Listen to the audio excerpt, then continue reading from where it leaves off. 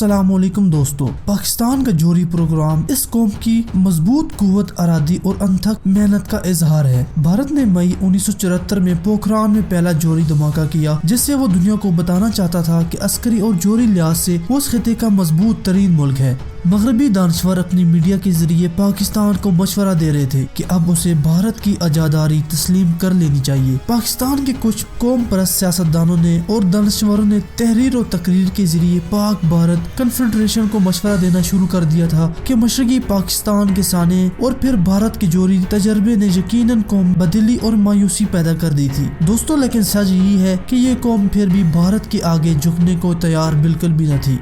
दोस्तों, इसी बात पर इस वीडियो को लाइक कीजिए और कमेंट में पाकिस्तान जिंदाबाद लिखकर पाकिस्तानियों का और हमारा हौसला बुलंद कीजिए। दोस्तों, आज की ये वीडियो आप जरूर पूरी देखिएगा, क्योंकि इस एक वीडियो से आपको पाकिस्तान के एटम बम की तारीख की तमाम दास्तान समझ आ जाएगी और वो टेक्नोलॉजी के बारे में भी पता चल जाएगा जो दूसरे ममालिक को तैयार करने में 50 से 60 साल का अरसा लग गया और आपने सिर्फ 9 साल में वो तैयार कर ली।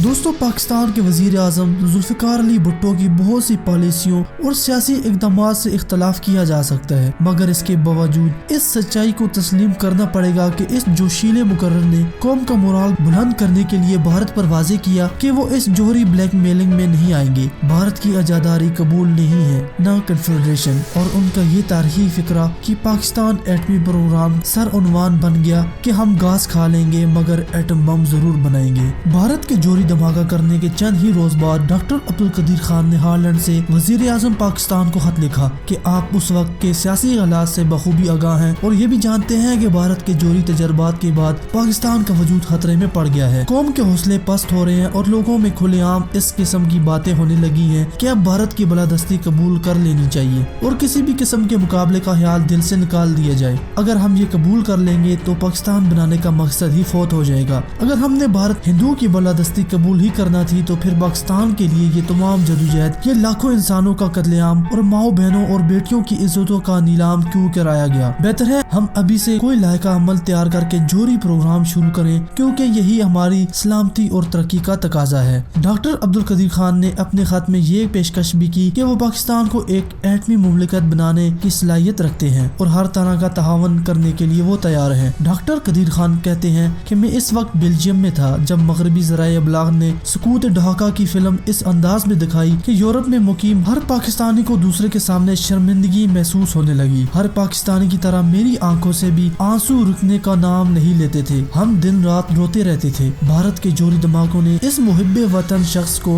और भी मुस्तरब कर दिया था। डॉक्टर अब्दुल कदीर खान 1934 में भारत की शहर भोपाल में पैदा हुए। तब भोपाल एक मुस्लिम रियासत थी। वो 1956 में खोखरा पार के रास्ते तपते सहराओं में कई किलोमीटर पैदल चलकर पाकिस्तान पहुंचे थे। इससे कबल उनके कई अजीजों करब पाकिस्तान मुंतकिल हो चुके थे। कराची से FSC और BSc करने के बाद आला तालीम के लिए वो यूरोप चले गए। मगरबी जर्मनी की टेक्निकल यूनिवर्सिटी शार्लटनबर्ग में 2 साल के लिए 2 साल तक और टेक्नोलॉजिकल यूनिवर्सिटी ऑफ डेवलपमेंट में 5 साल तक तहकीक और तदरीस का काम किया और फिजिकल मिलिट्रोलॉजी में 70% से ज्यादा नंबर हासिल करके MSc की डिग्री भी हासिल कर ली। इसके बाद डॉक्टर ऑफ इंजीनियरिंग की डिग्री हासिल करने के लिए बेल्जियम की कदीम और मशहूर यूनिवर्सिटी ऑफ लिवोन में दाखिला ले लिया। इस दौरान में कई आलमी सियासी मजलिसों में तहकीक और मकालात शाया होते रहे। बहुत थोड़े अरसे में डॉक्टर अब्दुल कदीर खान का शुमार यूरोप के ऐसे गिने चुने अफराद में होने लगा जो फिजिकल मेट्रोलॉजी और साल्ट टेस्ट फिजिक्स में कमाल रखते थे।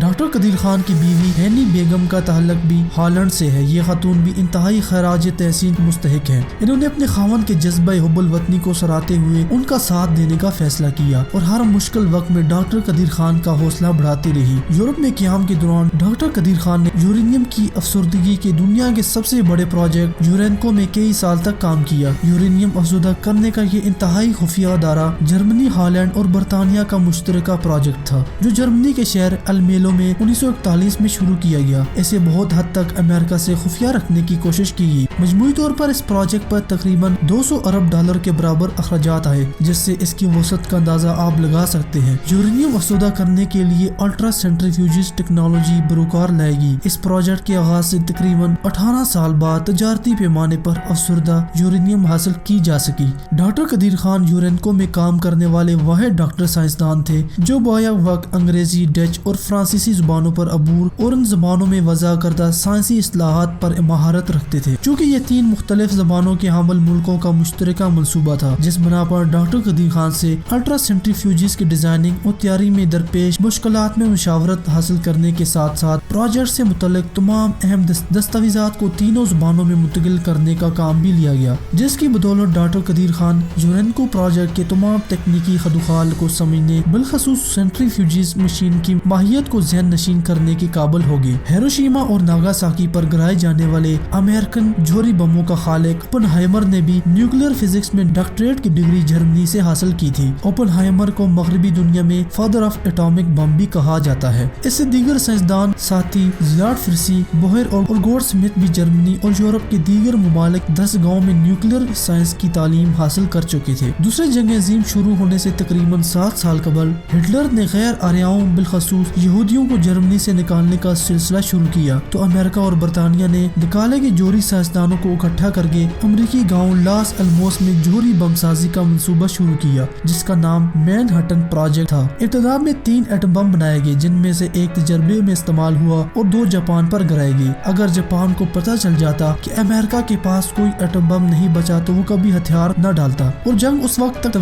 तूल देता जब तक वो खुद जोहरी बम बनाकर हिसाब बराबर न कर लेता, क्योंकि जापान का जोहरी साइंसदान नशीना भी जर्मनी और यूरोप की दीगर मुमालिक का तालीम याफ्ता था और ओपेनहाइमर, बोहर फरी और ज़िलाट के साथ न्यूक्लियर रिसर्च का काम भी कर चुका था। इस तरह रूस के जोहरी साइंसदानों के बेशतर तादाद भी जर्मनी ही की 10 गाँव की तालीम याफ्ता थी। डॉक्टर कदीर खान की तरह तकरीबन तमाम अहम जोहरी साइंसदानों ने जोहरी साजी का इल्म यूरोप बिलखसूस जर्मनी से ही हासिल किया था। 31 जुलाई 1974 को वज़ीर-ए-आज़म पाकिस्तान जुल्फ़िकार अली भुट्टो के हुक्म पर जोहरी तहकीक और तरक्की का एक खुद मुख्तार अदारा इंजीनियरिंग रिसर्च लेबॉर्ट्रीज कोहोटा के नाम से इस्लामाबाद के शुमाल मशरक में वाक़िया मरगला पहाड़ी सिलसिले में कायम किया गया, जहाँ यूरेनियम अफसुदा करने के लिए अल्ट्रा सेंट्रीफ्यूजिस टेक्नोलॉजी को बरूकार लाया गया। मंसूबे का कोड नाम प्रोजेक्ट 706 था। डॉक्टर कदीर खान की क़यादत में महज 6 साल के अरसे में पाकिस्तान ने यूरेनियम की अफसुदगी में कामयाबी हासिल कर ली। हालांकि मगरब के तरक्की याफ्ता मुमालिक अपने तमाम तर वसाइल के बावजूद 18 से 20 साल में यूरेनियम को अफसुदा करने में कामयाब हुए थे। पाकिस्तानी कौम के जफाकश और फतीन होने का यही एक अमली सबूत था, जिसने मशरक और मगरब के हर दानिशवर साइंसदान को हैरत में डाल दिया था।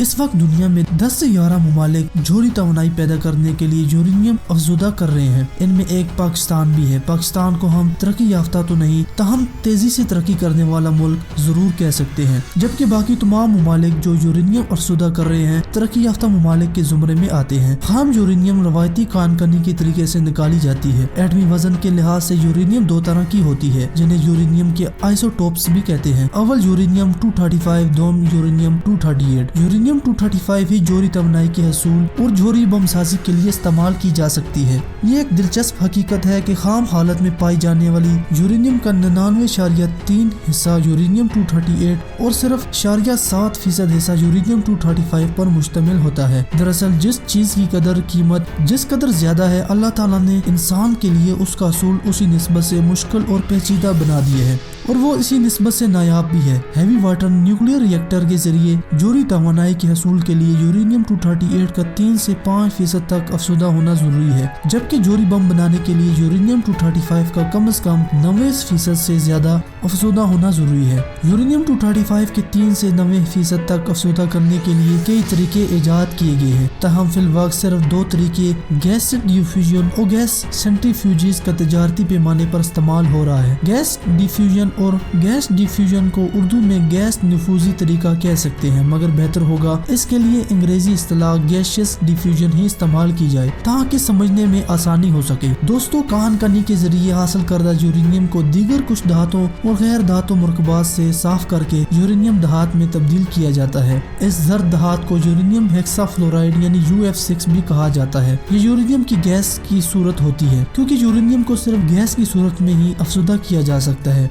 डिफ्यूजन तरीका कार के तहत यूरेनियम गैस के शदीद दबाव के साथ एक ऐसी बारीक पाइपों से गुजारा जाता है जिनकी दीवारों से कम वजनी यूरेनियम यानी 235 के मॉलिक्यूल टकराते हैं। वो वजन में हल्के और जिसामत में यूरेनियम 238 से कम होने की वजह से पाइप की दीवारों से बाहर निकल जाते हैं। ये पाइप दो जोड़ी दीवारों वाले होते हैं। पहली दीवार बतौर फिल्टर काम करती है जिससे गुजरने के बाद दूसरी दीवार उन्हें मजीद बाहर नहीं जाने देती। यहाँ पर उन्हें मखसूस सिलेंडरों में भर लिया जाता है। बाजार ये तरीका इतना आसान नजर आता है मगर हकीकत इंतहाई पेचीदा और महंगा है क्योंकि यूरेनियम हेक्साफ्लोराइड गैस एक मखसूस दबाव में लाने के लिए इस हद तक गर्म करना पड़ती है कि यूरेनियम 235 के मॉलिक्यूल वजन और जिसामत में कम होने की वजह से यूरेनियम 238 की निस्बत ज्यादा तेज रफ्तारी से नफूजी पाइपों से टकराते हैं।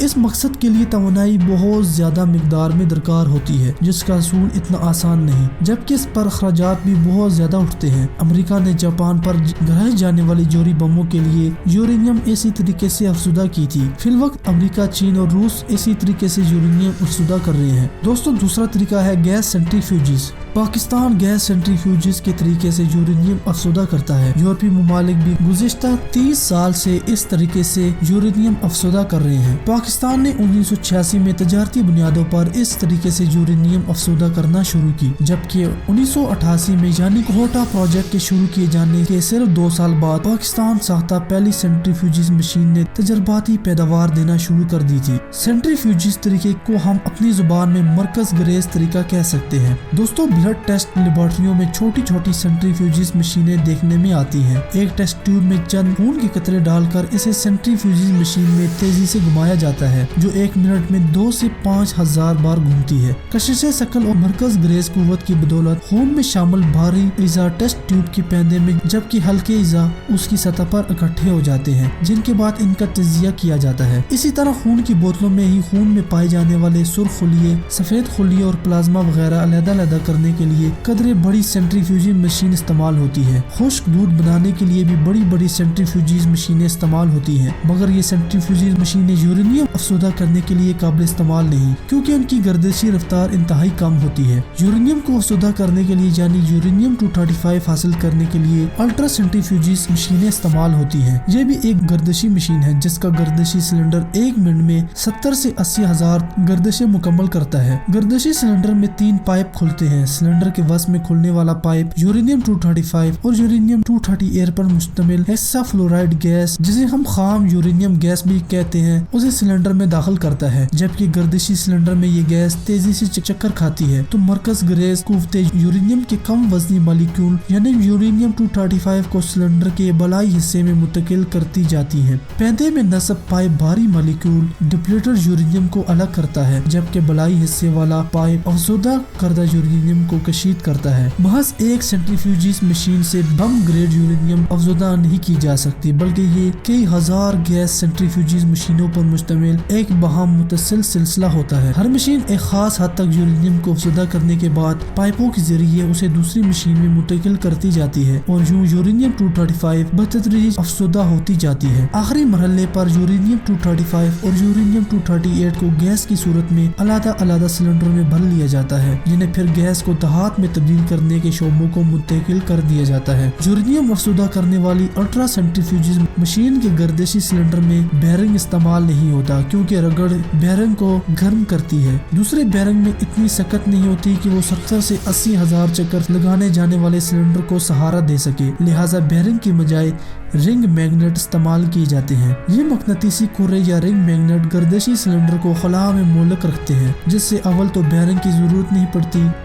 दौरान गर्दिश थरथराहट और हरारत भी पैदा नहीं होती और सिलेंडर की तबी उम्र में कई गुना इजाफा हो जाता है। रिंग मैग्नेट की तैयारी इंतहाई पेचीदा काम है। अहले मगरब के ख्याल में सिर्फ वही इसी टेक्नोलॉजी में कमाल रखते थे, मगर पाकिस्तान ने ये अंदरूनी मुल्क तैयार करके उनके इस ख्याल को गलत साबित कर दिया। अगर ये कहा जाए कि अल्ट्रा सेंट्रीफ्यूजिस मशीन में सबसे अहम चीज रिंग मैग्नेट है तो बेजाना होगा। कोई भी मुल्क रिंग मैग्नेट तैयार कर सकता है, अल्ट्रा सेंट्रीफ्यूजिस मशीन बना सकता है। अल्ट्रा सेंट्रीफ्यूजिस मशीन देखने में टेक्नोलॉजी का एक अजूबा है। इस मशीन के अंदर खला में मोलक गर्दिशी सिलेंडर के लिए मकनातीसी कुव्वत का कुछ ऐसा इस्तेमाल है कि जिसे देखकर अकल दंग रह जाती है। यूरेनियम की अफसुदगी के लिए बरूकार अल्ट्रा सेंट्रीफ्यूजिस टेक्नोलॉजी में बेक वक्त metrology, mechanical engineering, chemical engineering, electronics, vacuum technology, electronics technology और न्यूक्लियर फिजिक्स में कमाल दर्जे की महारत चाहिए। इस टेक्नोलॉजी में कमाल इस बात का सबूत है कि ये कौम अब फनी तरक्की के किसी भी मैदान में खुद कफालत हासिल कर सकती है। इस टेक्नोलॉजी को देखकर कहा जा सकता है कि पाकिस्तानी कौम दुनिया की ज़हीन तरीन कौम है। यूरेनियम आसूदगी के लिए इस्तेमाल होने वाली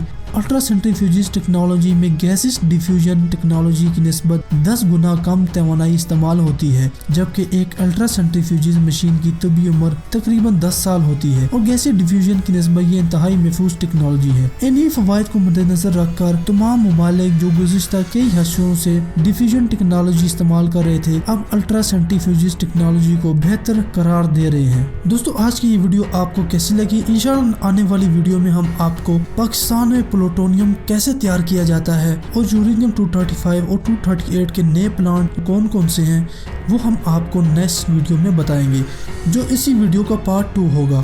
आज की ये वीडियो देखने के लिए आपका बहुत बहुत शुक्रिया।